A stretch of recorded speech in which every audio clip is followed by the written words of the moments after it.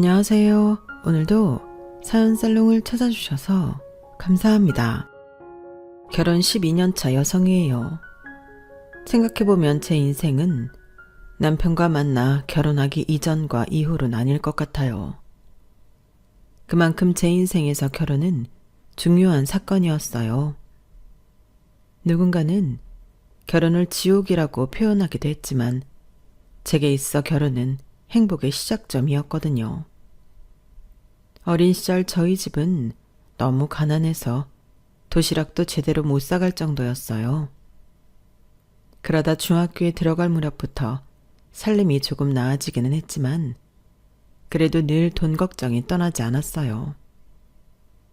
가난 때문에 어린 나이에 일찍 철이 들어버릴 정도였죠. 그랬던 제가 돈 걱정에서 해방될 수 있었던 게 결혼을 한 이후부터였어요. 그러니 제게는 결혼이 행복의 시작점이라고 해도 과언이 아닐 거예요. 그런데 결혼한 지 12년이 된 지금 그 행복이 위기를 맞았지 뭐예요. 그럼에도 불구하고 공개적으로 사연을 보내는 건 행복보다 더 큰 무언가가 있었기 때문이에요. 그럼 지금부터 저희 집안에서 벌어진 기가 막힌 사연을 전해드릴게요. 언제부터였는지는 잘 모르겠지만 제가 기억하던 순간부터 저희 집은 가난했어요. 우리 집 형편이 다른 집보다 못하다는 걸 깨닫게 된 건 7살 무렵이었어요. 물론 그전에도 형편은 어려웠지만 눈에 띄게 비교가 될 만한 사건이 27살 무렵에 벌어졌기 때문에 그때 생애 처음 가난을 느끼게 된 것 같아요. 그 계기는 바로 유치원이었어요. 6살 때까지만 해도 저와 함께 동네 골목을 휘저으며 뛰어다니던 친구들이 7살이 되자 다들 유치원에 입학을 한 거예요. 저만 빼고 말이죠. 그래서 저도 엄마한테 유치원에 보내달라고 했더니 한숨을 푹 쉬시더라고요. 철없는 소리 좀 그만해.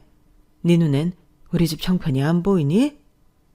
네 아빠 허리 다쳤다고 방구석에서 뭉갠 지 벌써 1년째다. 그놈의 허리는 다 나은 지가 언젠데 저러고 일도 안 하고 허송세월을 보내는 건지 원.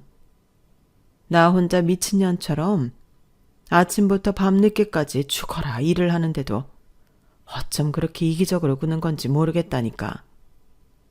딴짓 남자들은 어떻게든 식구들 먹여 살리겠다고 몸이 부서져라 일을 한다는데 이건 뭐 나보다 더 멀쩡한 인간이 허구한 날 방구석에서 술만 퍼마시고. 아휴, 너 그렇게 유치원에 가고 싶으면 잘난 네 아빠한테 보내달라 그래. 생활고에 시달리던 엄마는 피곤에 찌든 얼굴로 한참을 아빠 흉을 보더니 제게 버럭 소리쳤어요. 분명히 나한테 한 말이긴 한데 아무리 생각해도 저한테 하는 말은 아닌 것 같았어요. 아니나 다를까 안방에서 소주를 마시고 계시던 아빠가 김치가 담긴 그릇을 엄마가 서 있던 주방 쪽으로 휙 던지셨어요. 이놈의 옆에 내가 툭 하면 지랄이지. 이년아, 내가 일하기 싫어서 이러고 있냐? 일을 할래도 써주는 데가 없으니 그러는 거 아니야. 누군 집구석에 있는 게 편해서 그런 줄 아나. 나도 죽겠어. 네가 바가지 안 긁어도 나도 미치겠다고. 결국 그날 엄마랑 아빠는 살림살이를 집어 던지며 무섭게 싸움을 하셨고 이게 다 나 때문이라고 생각한 저는 대문 밖에 앉아 찔끔찔끔 눈물을 짜며 울었어요. 그러다 저를 부르는 엄마 목소리에 얼른 손등으로 눈물을 닦고는 집 안으로 들어갔죠. 저는 단지 친구들처럼 유치원에 가고 싶었을 뿐인데 생각지도 못하게 일이 커져버리는 바람에 졸지에 죄인이 된 기분이 됐어요. 소설 안나 카레니나에 이런 문장이 나오거든요. 모든 행복한 가정은 서로 닮았지만 불행한 가정은 저마다의 불행한 이유로 불행하다. 그 말대로라면 저희 집의 불행은 그거였어요. 가난. 내가 유치원에 못 가는 것도 우리 집이 가난하기 때문이고 부모님이 허구한 날 싸우는 것도 바로 가난 때문이었어요. 그날 이후 저는 부모님께 뭘 해달라거나 사달라는 말은 하지 않게 됐어요. 혹시라도 그랬다간 또다시 부모님이 싸움을 하게 될 거라는 두려움 때문이었죠. 그렇게 우리 집의 가난은 저를 일찍 철이 들게 만들었어요. 국민학교에 들어간 뒤에도 사정은 나아지지 않았어요. 아빠가 다시 일은 시작하셨지만 이상하게도 빚은 점점 더 늘어났거든요. 이거 봐, 혜진 엄마. 돈 있으면 10만 원만 줘봐. 내가 2배, 아니 10배로 불려다 줄게. 뭐? 10만 원을 10배로 불려? 이 인간이 또 노름에 손대는 거야? 지금까지 털어먹은 걸로도 모자라서 또 노름 타령이냐고. 차라리 죽어라, 인간아. 왜 그러고 사니? 차라리 죽지 왜 그러고 살아? 돈만 생기면 노름판을 드나들던 아빠 때문에 우리 집 살림은 밑빠진 독에 물붓기였어요. 그런 탓에 엄마는 평생 허리 한번 못 펴고 일을 했지만 제대로 된 옷 한 벌 가진 게 없을 정도로 늘 고생만 하셨죠. 엄마가 벌어오는 돈만 생각한다면 우리 세 식구 삼시세끼 먹고 사는 건 걱정이 없어야 했지만 노름에 빠진 아빠 탓에 끼니 때우는 것도 힘들 정도였어요. 제가 국민학교에 다니던 때만 해도 정부에서 무료로 제공하는 급식을 먹었던 게 아니라 다들 집에서 싸온 도시락을 먹었어요. 저처럼 형편이 어렵거나 부모님이 바쁘셔서 도시락을 싸줄 수 없는 집 아이들은 점심시간에도 줄임배를 안고 슬며시 교실을 빠져나가곤 했어요. 친구들 보기 창피했으니까요. 3학년에 올라가고 얼마 안 됐을 때였어요. 저희 반에 정원이라는 여자아이가 전학을 왔는데 하필 제 옆자리가 비어있어서 제 짝이 되었죠. 그런데 하필 그날 일이 벌어진 거예요. 여전히 집안 사정이 전과 다를 바 없이 어려웠던 저는 사교시 종이 치자마자 점심시간을 피하려고 자리에서 일어났어요. 그랬더니 정원이가 그러더라고요. 혜진아, 점심시간인데 어디 가? 화장실 가? 배가 좀 아파서. 그래? 그럼 나랑 같이 가자. 정원이는 제 속도 모르고 따라 나서려고 했어요. 그랬더니 옆 분단에 앉아있던 한 아이가 피식 웃으며 말을 했죠.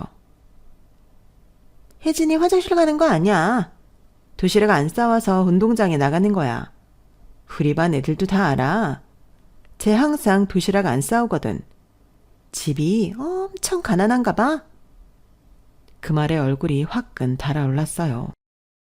그렇게 감추려고 했던 나의 가난을 반 아이들이 이미 다 알고 있었다는 사실에 온몸의 기운이 다 빠져나가는 것 같았죠. 눈물이 터져 나오려는 걸 꾹 참고 저는 뒷문으로 걸어갔어요. 그 짧은 거리를 걸어가는 내 발걸음마다 반 아이들의 눈길이 따라붙었죠.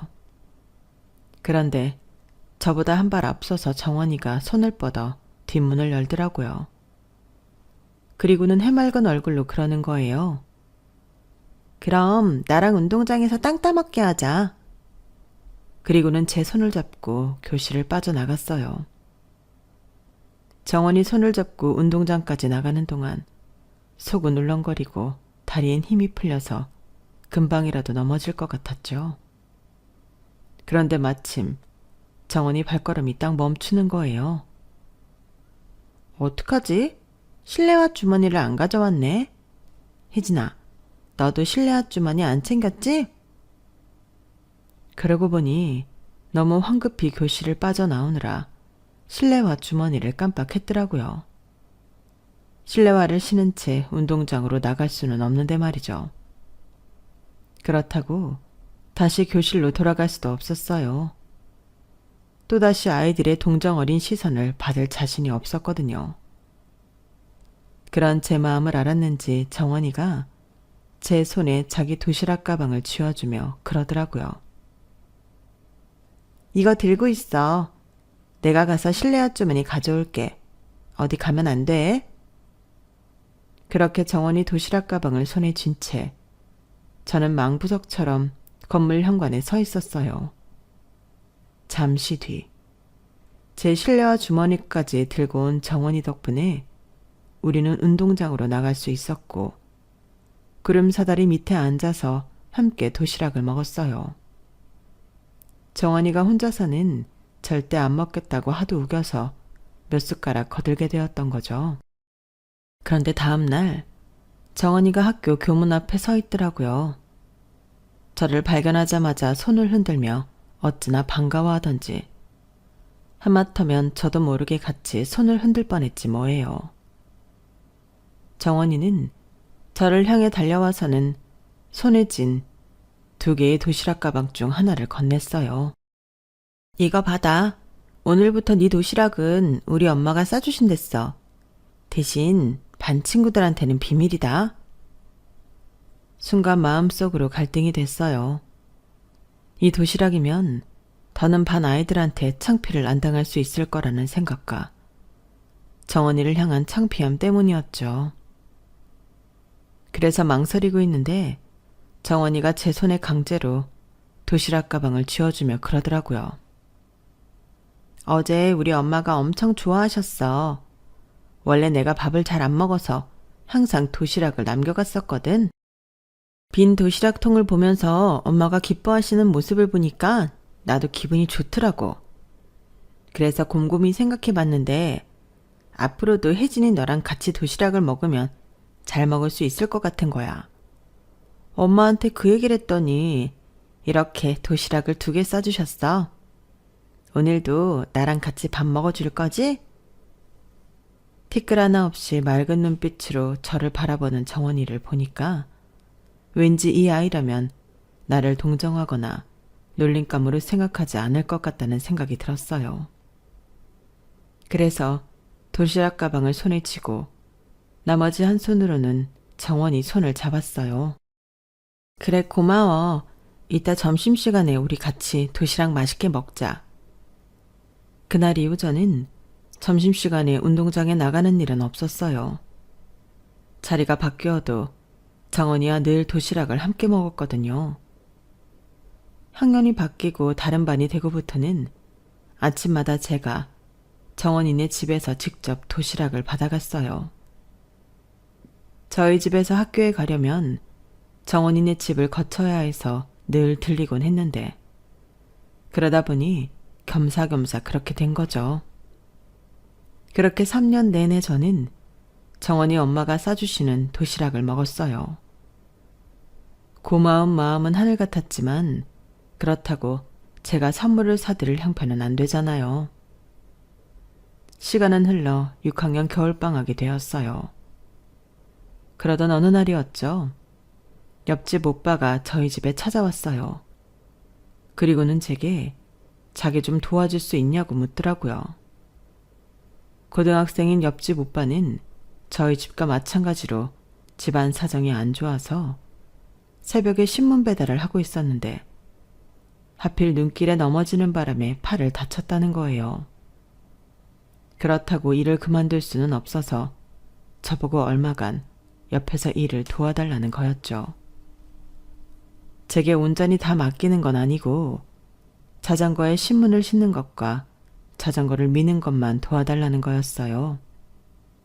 그러면 자기가 받는 돈에서 얼마를 떼어주겠다고요. 저한테는 이보다 더 좋을 수 없는 기회였죠. 새벽마다 오빠와 함께 신문 보급소로 가서 할당된 신문을 받아 오빠 자전거에 실어주고 배달까지 자전거를 함께 밀었어요. 언덕길에서는 조금 힘이 붙이기도 했지만 그래도 돈을 벌 수 있다는데 이 정도 힘든 건 문제도 아니었죠. 그렇게 받은 돈으로 백합 모양의 브로치를 샀어요. 제게는 전 재산이나 다름없는 돈이었지만 동네 옷가게에서 산 거니 그리 비싼 물건은 아니었을 거예요. 그래도 정원이 어머니께 뭔가 해드릴 수 있다는 거에 얼마나 기쁘던지. 그런데 그런 기쁨도 잠시 혹시 집에 두었다가 아빠가 훔쳐갈지 모른다는 생각에 덜컥 겁이 나더라고요. 저희 아빠는 집안에서 돈이 될 만한 물건은 죄다 들고 나가 노름을 하셨거든요. 그래서 밤 9시가 넘은 시각이었음에도 정원이네 집으로 향했어요. 그런데 정원이네 집 대문 앞에 누가 쭈그려 앉아 울고 있지 뭐예요. 다가가 보니 정원이었어요. 정원이는 저를 보자 끌어안고는 펑펑 울더라고요. 혜진아, 우리 이사 간대. 아빠가 서울로 발령이 나서 서울로 가야 한대. 나 서울 가면 우리 이제 못 만날지도 몰라. 어떡하면 좋아. 그 말에 심장이 덜컥 내려앉는 기분이었어요. 유일한 내 친구인 정원이와 헤어지게 된다는 건 생각도 못했던 일이었거든요. 구질구질한 내 인생의 유일한 행복은 정원이와 함께 정원이 엄마가 싸주신 도시락을 먹는 시간이었어요. 지금껏 먹어보지 못한 맛있는 음식도 좋았지만 누군가의 보살핌을 받고 있다는 생각에 나도 조금은 대단한 사람이 될 것 같았거든요. 정원이와 부둥켜 안고 울고 있는데 안에서 정원이 어머니가 나오셨어요. 우리를 보시고는 어머니 역시 마음이 짠하셨는지 저희를 안고 등을 쓸어주셨어요. 이사 간다고 영원히 헤어지는 것도 아닌데 이렇게 애틋할 수가. 어디에 있든 너희 두 사람 마음만 변하지 않으면 돼. 서로 편지도 하고 방학 때 서울로 놀려도 오렴. 아줌마가 우리 혜진이 좋아하는 것도 많이 해줄게. 아주머니께서는 언제든 다시 만날 수 있다고 말씀하셨지만 저는 그렇지 않다는 걸 알고 있었어요. 제가 서울에 간다니. 저희 집 형편을 모르시니 그렇게 말씀하시는 거라고 생각했어요. 한참을 대문 앞에서 정원이를 안고 울먹이던 저는 그제 아주머니께 드릴 선물 생각이 났어요. 주머니에 넣은 채 정원이랑 부둥켜 안고 오느라 종이 상자가 눌려서 살짝 찌그러졌더라고요.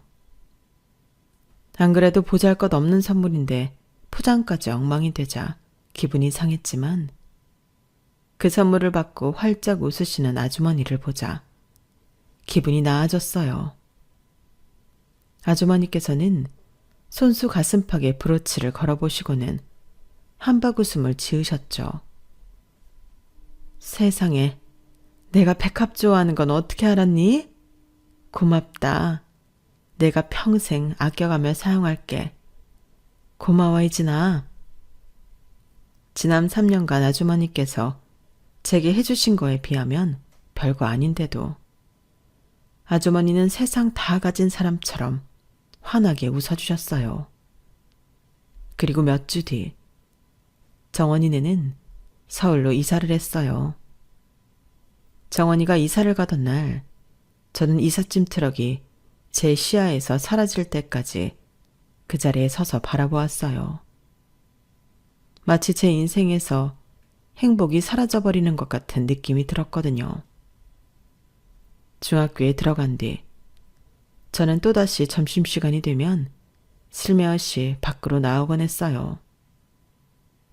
달콤한 사탕 맛을 알아버리기 전이었다면 대수롭지 않을 일이었겠지만 지난 3년 동안 점심시간마다 평범하게 자리에 앉아 도시락을 까먹어왔기 때문에 또다시 찾아온 빈곤의 시간은 참기 힘들 정도로 수치스러웠어요.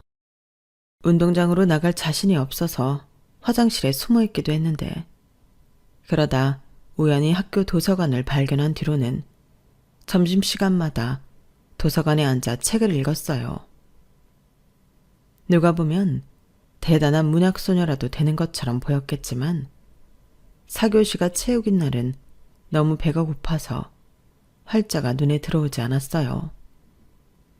그저 멍하게 책상 언저리를 바라보다가 때가 되면 페이지를 넘길 뿐이었죠. 제가 다시 교실에 앉아 온전히 점심시간을 누릴 수 있게 된 건 중3, 여름방학을 앞둔 때였어요. 막노동판에서 일용직으로 일하며 번 돈을 고스란히 노름판에 쏟아붓던 아빠가 공사 현장에서 떨어져 세상을 떠나셨거든요. 그 일로 약간의 보상금을 받아 아빠가 남긴 노름빚을 갚을 수 있었어요. 그러자 엄마는 그래도 네 아빠가 염치는 있는 인간이었나 보다 라고 말씀하시더군요. 아빠가 그렇게 세상을 떠나신 뒤에도 여전히 생활은 어려웠지만 그래도 끼니를 거를 정도는 아니었어요. 엄마는 여전히 이른 아침부터 늦은 밤까지 일을 하셨고 저는 그런 엄마를 대신해 학교에서 돌아오면 집안 청소와 빨래, 간단한 음식으로 저녁상을 차리곤 했어요. 아빠가 없으니 술을 마시고 소리치는 사람도 없고 돈이 될 만한 걸 찾겠다고 집안을 뒤집어 엎는 사람도 없어서 우리 모녀는 이전과 달리 조용하게 살 수 있었죠. 걱정이라곤 서울에 사는 정원이 편지가 끊어졌다는 것 정도였어요. 처음 이사를 하고는 거의 매주 편지를 보내곤 했었는데 저희 아빠가 돌아가시기 한 달 전쯤부터 편지가 뚝 끊어졌거든요. 제가 보낸 편지도 반송돼서 돌아오는 걸 보면 다른 곳으로 이사를 간 게 아닐까 생각됐어요. 그래서 전화도 해보았지만 역시나 전화번호도 없는 국번으로 나오더라고요. 정원이는 한순간에 지구상에서 사라진 것처럼 소리 소문 없이 사라진 거예요. 하지만 저희 아빠가 돌아가시고 한동안 정신없이 지내느라 저도 더는 정원이 생각을 잊고 있었어요. 그러다 모든 인연이 그렇겠지만 눈에서 멀어지니 서서히 마음에서도 멀어지게 되었어요. 고등학교에 들어가서도 저희 집은 돈 걱정이 마를 날이 없었어요. 돈을 조금 모은다 싶으면 보증금 올려달라는 집주인 전화가 오고 몸을 혹사하며 일을 하던 엄마가 팔을 다쳐서 한동안 일을 쉬게 되면서 하루하루 버티는 게 힘들 정도였으니까요. 아빠가 살아계실 땐 아빠만 없어도 이렇게 가난하게 살지는 않을 것 같았는데 아빠가 없어도 가난한 건 여전했거든요. 어떻게 하면 엄마가 돈 걱정 않고 살 수 있을까 생각해보니 제가 성공하는 길 밖에는 없겠더라고요. 배운 것도 없고 기술도 없던 엄마는 그저 남들보다 부지런히 몸을 움직여서 돈을 버는 길밖에 없는데 그러다 보니 몸은 하루가 다르게 축나고 버는 돈은 노동 시간에 비해 턱없이 낮았거든요. 우리 모녀가 사람답게 살 길은 내가 좋은 대학에 들어가 번듯한 직장에 취직하는 거다. 결론은 이 방법밖에는 없다는 생각이 들었어요. 그래서 공부를 시작했어요. 딱히 학원을 다닐 형편은 안 돼서 수업 시간에 정말 집중해서 수업을 들었어요. 그날 배운 것 중에 이해가 안 가는 게 있으면 교무실에 찾아가 그 과목 선생님께 질문을 했고 그렇게 교무실을 제 집 드나들듯 하다 보니 선생님들이 다들 예뻐해 주시더라고요. 저희 집 사정이 어렵다는 걸 아는 담임선생님은 교사용 자습서와 문제집도 따로 챙겨주셨어요. 그걸 가지고 거의 달달 외우다시피 할 정도로 공부를 했더니 자연히 성적은 나오더라고요. 제 목표는 등록금 저렴하고 내 인생의 백이 되어줄 수 있는 서울대였어요.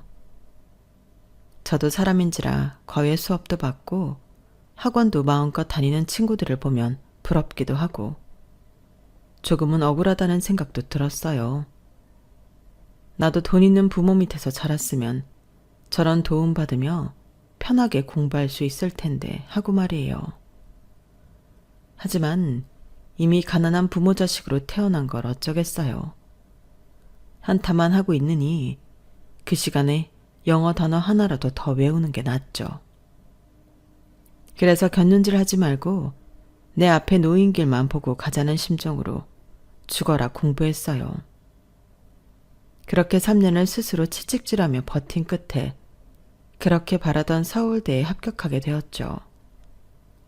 지금은 개천에서 용이 나오기 힘든 시대가 됐지만 그래도 제가 고등학교에 다닐 때는 드물기는 해도 개천 용이 나오던 시절이라 가능했던 것 같네요. 그래도 우리나라에서 등록금이 싸다고 하는 대학이었지만 없는 사람한테는 그마저도 버거운 금액이었어요. 과외를 하고 과 사무실에 들어오는 아르바이트를 찾아 열심히 돈을 벌었지만 장학금을 놓치는 학기에는 등록 마감일까지 엄청 가슴을 졸이며 돈을 끼워 맞춰야 했어요. 그래서 제게는 대학 시절의 추억이나 캠퍼스의 낭만 같은 건 없어요. 그래도 그렇게 아등바등하며 산 덕에 제때 졸업도 할 수 있었고 남들이 부러워할 만한 직장에도 다니게 되었어요. 가장 큰 수확이라면 그 직장에서 제 남편을 만났다는 거였죠. 남편은 저와는 달리 부모님 덕에 고생 없이 자란 사람이었어요. 제가 그렇게 부러워했던 과외와 학원도 원 없이 다니고 심지어 외국 유학도 다녀왔더라고요. 그래서 그런지 사내 영어 시험 때도 남편은 늘 최고 점수를 받았어요. 발음도 어찌나 좋은지 토종 한국식 발음을 구사하는 저와는 하늘과 땅 차이였죠.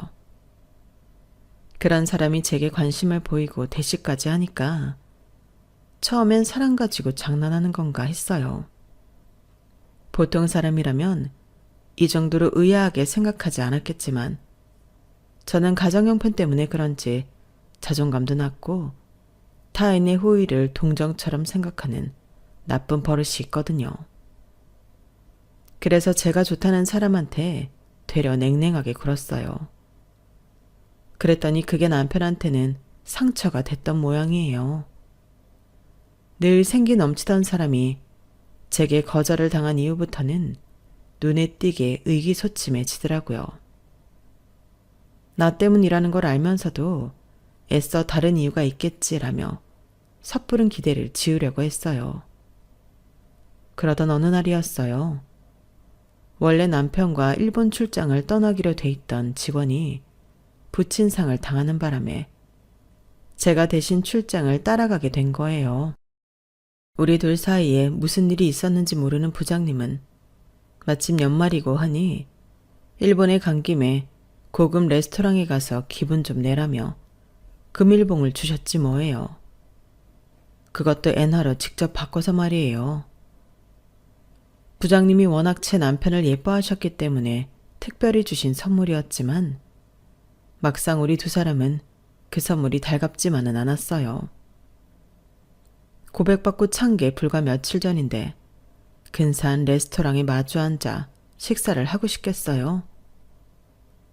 맞은 놈은 발 뻗고 자도 때린 놈은 못 그런다고 차라리 편의점에서 삼각김밥을 먹는 게 낫죠. 아무튼 일본에서 현지 업체 관계자를 만나 일을 잘 마치고 남은 시간은 각자 알아서 보내기로 했어요. 오전 업무가 끝난 덕분에 출국 날짜인 다음날 오전 11시까지 일본 관광을 할 수 있게 된 거죠. 엔화를 많이 바꿔오지 않아서 값비싼 선물은 못 사지만 그래도 소소하게나마 엄마 선물 정도는 사갈 수 있을 것 같았어요. 그래서 블로그 서치를 해가며 시내로 나갔죠. 사실 그때는 부장님이 주신 금일봉은 기억도 못하고 있었어요. 그런데 한참 쇼핑몰에서 선물을 고르는데 남편한테 전화가 온 거예요. 어디냐고 하길래 엄마 선물 사러 쇼핑몰에 나왔다고 했더니 알겠다며 끊더라고요. 전화를 끊고는 마저 쇼핑을 하려는데 주얼리샵 쇼윈도에 디피된 목걸이가 제 눈길을 사로잡지 뭐예요. 지금까지 돈에 치여 사느라 반지며 목걸이는 눈길조차 안 주고 살았는데 그날은 왜 그랬는지 한참을 억슬 놓고 바라보게 되었어요. 그러다 목걸이 옆에 적힌 가격표를 보고는 헛웃음이 나더라고요. 무려 120만 원이나 했거든요.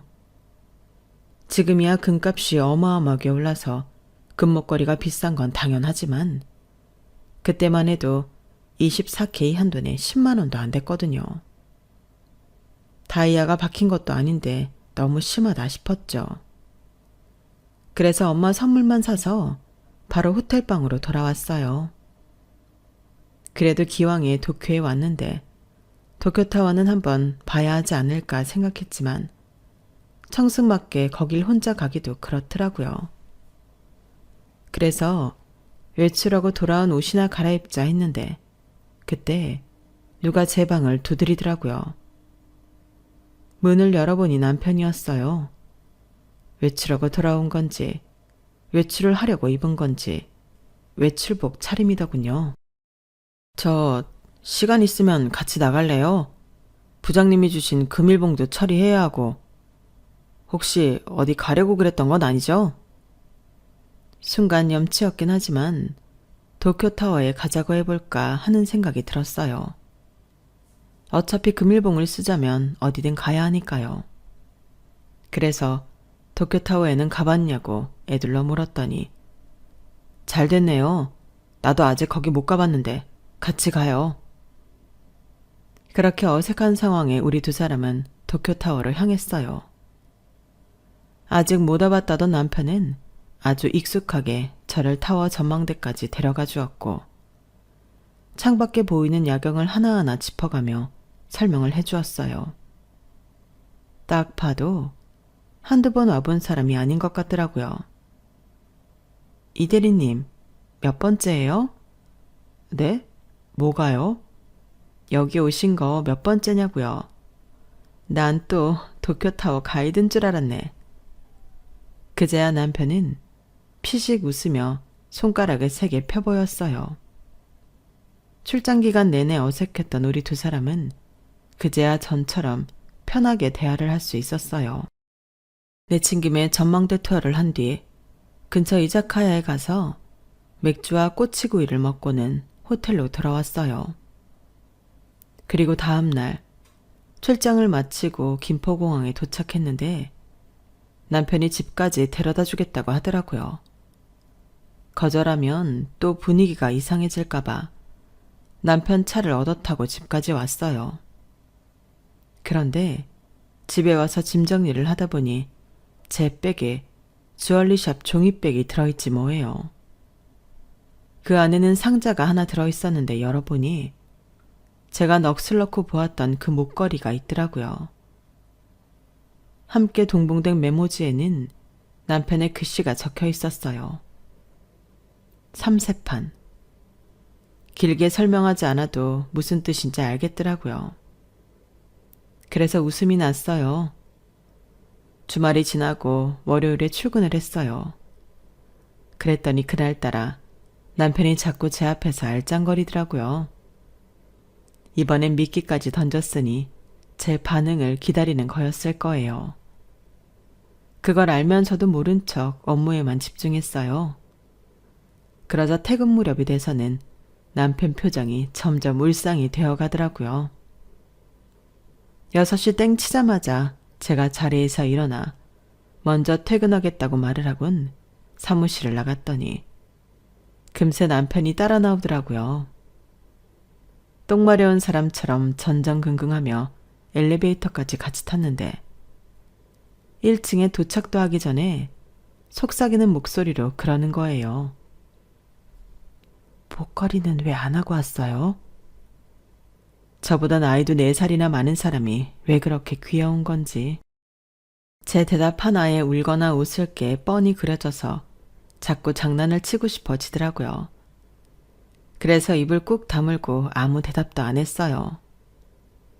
드디어 1층에 도착해 엘리베이터 문이 열리자 함께 타고 있던 사람들이 우르르 내렸어요. 남편은 여전히 제 옆을 졸졸 따라오고 있었고요. 퇴근길 직장인들을 해치고 한참을 걸어 인적이 뜸한 버스 정류장에 멈춰선 저는 가방에서 목걸이 상자를 꺼냈어요. 그리고 남편한테 내밀었죠. 남편은 제가 이번에도 거절을 하는 거라고 생각했는지 낙담한 표정으로 고개를 떨구더라고요.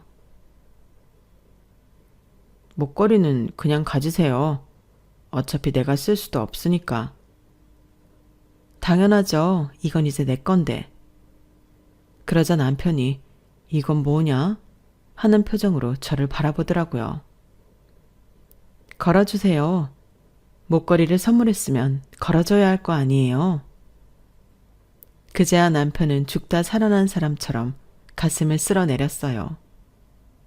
그리고는 입술을 실룩거리며 웃음을 감추지 못하더라고요. 그날 남편이 걸어준 목걸이를 시작으로 우리는 2년 가까이 연애를 했어요. 그러다 제가 대리 진급을 앞둔 여름, 결혼식을 올렸죠.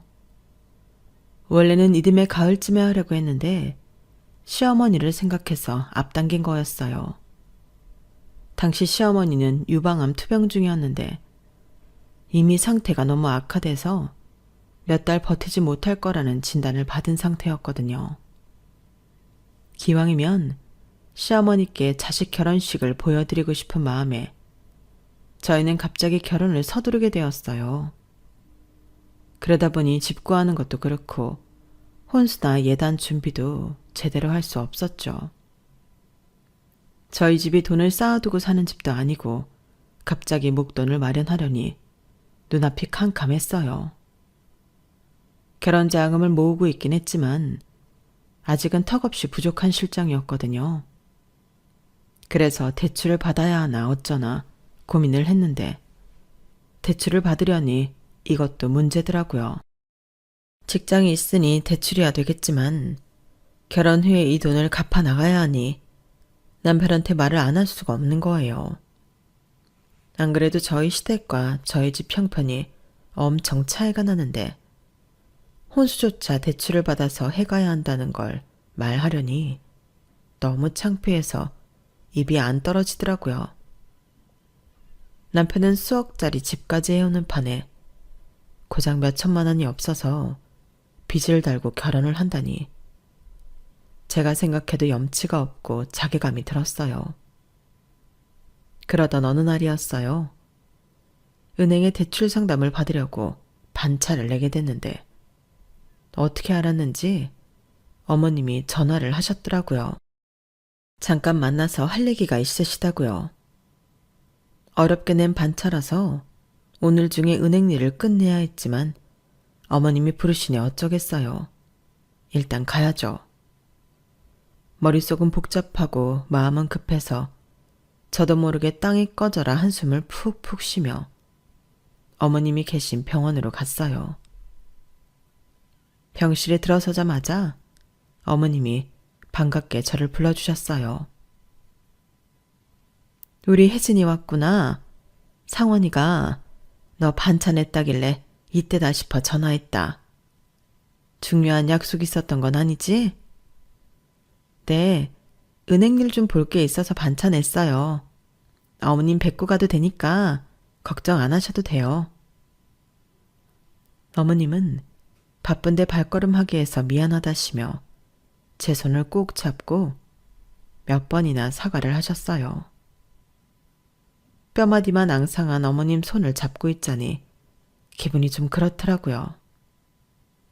남편과 처음 사귀던 무렵부터 자주 찾아뵀던 터라 요 몇 년 사이 너무도 변해버린 어머님 모습에 울컥했거든요. 혜진아, 오늘 널 부른 건 다름이 아니라 내가 줄 게 있어서 불렀어. 이거 받아.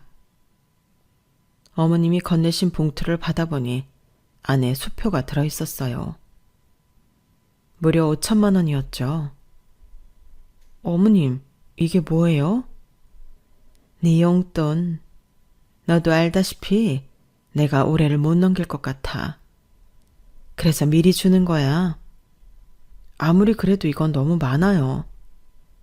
상원이가 혜진이 널 처음 집에 데려왔을 때 네가 붕어빵 사왔던 거 기억나니? 방금 구운 따끈한 거라고 식기 전에 드시라고 그랬잖아. 오랜만에 먹어본 붕어빵도 맛있었지만 그게 식을까봐 가슴에 꼭 안고 온 혜진이 마음이 그렇게 예쁠 수가 없었어. 이런 애랑 고부지간으로 지내면 얼마나 좋을까 생각했다니까? 그런데 나한테 그럴 시간이 없어졌잖니? 우리 며느리랑 쇼핑도 하고 여행도 다니고 맛있는 거 사 먹으라고 용돈도 주고 싶었는데 그걸 못하게 돼서 그게 마음에 걸렸어. 앞으로 줄 용돈 미리 한꺼번에 주는 거니까 아무 소리 말고 받아. 어머님은 눈물이 그렁그렁한 눈으로 저를 바라보시면서 말씀하셨어요. 그 모습에 눈물이 나서 감사드린다는 말도 겨우 할 수 있었어요. 어머님이 주신 용돈 덕분에 저는 그날 은행에 가지 않아도 됐어요. 나중에야 안 사실이지만 제가 돈 때문에 걱정하는 걸 남편이 알았던 모양이었어요.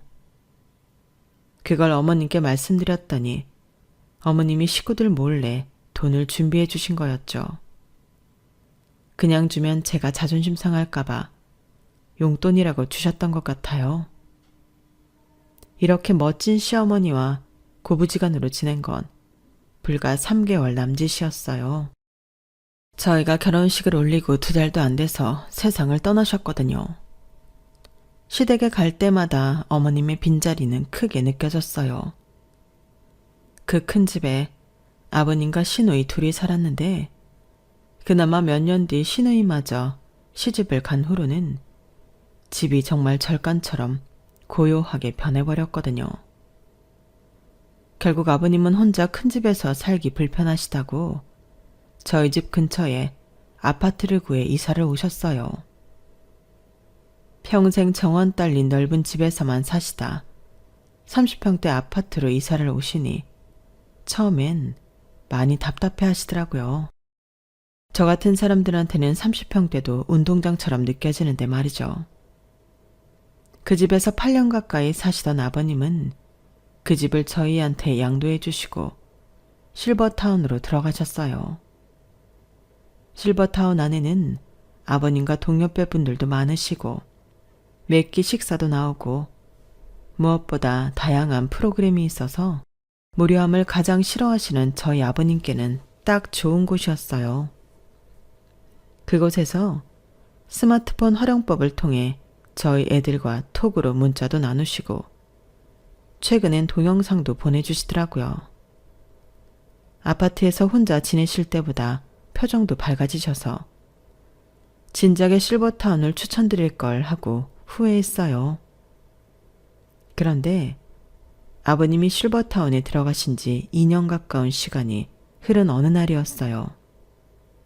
시누이가 전화를 했더라고요. 올케 언니, 아무래도 우리 아빠 꽃뱀한테 물린 것 같아요. 얼마 전에는 말이죠. 나한테 여자 화장품을 사오라지 뭐예요. 너무 어린 여자가 쓰는 거 말고 가격대에 있는 고가 브랜드로 사오라고요. 그래서 그건 어디에 쓸 거냐고 했더니 선물할 때가 있다는 거예요. 아빠가 사업하실 때도 종전거래처 대표 부인들한테 선물을 했던 터라 좀 이상하긴 했지만 그냥 넘겼는데 어제는 글쎄 샤넬 백을 사다 달라고 그러시지 뭐예요. 아무래도 이상해서 오늘 아빠한테 갔었는데 글쎄 아빠 집에 여자 스타킹이 있는 거 있죠? 아빠는 끝까지 모른 척 하시는데 정말 열받아서 미치는 줄 알았다니까요. 언니, 아빠가 올케 언니 말은 잘 듣잖아요. 언니가 한번 가서 물어보세요. 이러다 아빠 재산 다 꽃뱀한테 털리는 거 아니냐며 징징거리는 시누이 탓에 결국 남편과 함께 아버님 댁에 들르기로 했어요. 간 김에 아버님을 모시고 근처 식당에서 점심을 먹을 생각이라서 전날 미리 말씀을 드렸더니 예약할 거면 한 사람 자리를 더 예약하라고 하시더라고요. 순간 시누이 말대로 만나는 사람이 있으시긴 한가 보다 생각했어요. 다음 날 점심때쯤 남편과 함께 아버님 댁에 도착했어요. 그랬더니 아버님이 웬 여사님과 함께 주차장까지 나오셨더라고요. 그런데 이상하게 낯이 익은 거예요. 그분도 저를 보고 고개를 갸웃하시는 게 저와 비슷한 생각을 하시는 것 같더라고요. 함께 식당에 가서 점심을 먹는데 아버님이 먼저 여사님에 대해 말씀을 꺼내셨어요. 진지하게 결혼을 생각하는 분이라더군요. 여사님은 오래전에 딸아이를 잃고 남편과 이혼을 하셨다고 했어요. 실버타운에 들어온 건 올해 초였고 낯선 곳에 적응하느라 힘들었는데 저희 아버님이 옆에서 많이 도와주셨다고 하더군요. 시누이 말과는 달리 꽃뱀과는 거리가 먼 분이셨어요. 말투도 나긋나긋하시고 무엇보다 인상이 좋으시더라고요. 그런데 얘기를 나누면 나눌수록 목소리마저도 제가 아는 누군가를 닮은 것 같지 뭐예요. 그래서 혹시 땡땡동에 산 적이 있으시냐고 물었더니 남편 직장 때문에 한 3년간 산 적이 있다고 하시더라고요. 그러시면서 되려 제게 물으시는 거예요. 땡땡 국민학교를 나오지 않았냐고요. 그래서 그렇다고 했더니 순간 울컥하시지 뭐예요. 어쩜 아까 주차장에서 처음 봤을 때부터 긴가민가 했는데 혜진이 맞지? 나 정원이 아줌마야. 아줌마 기억 안 나니? 그 말의 순간 너무 놀랐어요. 내 앞에 여사님이 정원이 엄마라는 사실에 놀랐다기보다는 오래전에 딸아이를 잃었다는 말 때문이었죠. 아주머니, 아까 따님을 잃으셨다고 하셨잖아요. 그럼 혹시 정원이가... 그러자 아주머니는 눈물을 흘리시며 고개를 끄덕이셨어요. 그저 사는 곳이 달라져서 나보다 더 좋은 친구가 생겨서 나를 잊은 거라고 생각했는데 정원이가 세상을 떠나다니 믿을 수 없는 사실에 주체할 수 없이 눈물이 흘렀어요. 아주머니는 그런 제 손을 꼭 잡아주시며 진작 연락을 못해서 미안하다고 하셨어요. 너무 경황이 없기도 했고 그때는 제정신이 아니었다고요. 얘기를 들어보니 정원이가 세상을 떠난 건 저희가 연락이 끊겼을 무렵이더라고요. 급성 백혈병으로 병원에 입원한 지 한 달도 안 돼서 그렇게 됐다고 하셨어요. 정원이가 죽고 한동안 아주머니는 정상적인 생활이 힘들 정도로 우울증으로 고생을 하셨고 그 바람에 남편분과의 사이가 소원해지셨대요. 설상가상으로 시댁에선 늦둥이를 낳으라고 강요를 하셨고 그 일로 시어머니와 불화를 겪다가 결국 이혼을 하게 되셨다고 하더군요. 정확한 이혼 사유는 남편의 외도였대요. 상간녀를 통해 아들을 얻고는 되려 아주머니께 이혼을 요구하셨다네요. 그 덕에 위자료는 꽤 많이 받았다면서 쓴웃음을 지으셨어요. 그날 그 자리는 우리 부부한테 여사님을 소개하는 자리였지만 결국엔 아주머니와 저 두 사람의 회포를 푸는 자리로 변하게 됐지 뭐예요. 집으로 돌아온 저는 시누이한테 전화해서 아버님 재혼을 찬성한다고 전했어요. 그리고는 여사님에 대한 얘기도 해주었죠. 3년 동안 가난한 딸 친구 도시락을 싸주실 만큼 인정이 많은 분이라는 것과 가지고 있는 재산도 꽤 돼서 아버님 재산을 보고하는 재혼은 아니라는 것까지 제가 할 수 있는 모든 방법으로 설득을 해나갔어요. 그러자 결국엔 시누이도 결혼을 찬성하게 되었죠. 현재 저희 아버님과 새 어머님은 같은 실버타운 내 넓은 평수로 이사를 하셨어요. 결혼식을 따로 않고 혼인신고만 한 채 남은 인생을 친구처럼 살아가시겠다고 하시더군요. 친구 엄마를 시어머니로 모시게 됐지만 이렇게라도 오래전 은혜를 갚을 수 있어서 얼마나 다행인지 모르겠어요. 내 친구 정원이가 못다한 효도까지 제가 다 하며 살 생각입니다. 사람의 인연이란 게 참 신기합니다. 지금까지 제 사연을 들어주셔서 감사합니다. 여러분의 삶에도 좋은 인연들이 가득하시길 바랍니다. 여러분, 사연 댓글에 응원과 현명한 조언 부탁드려요. 좋아요와 구독은 저에게 큰 힘이 됩니다. 오늘도 좋은 일 가득하세요.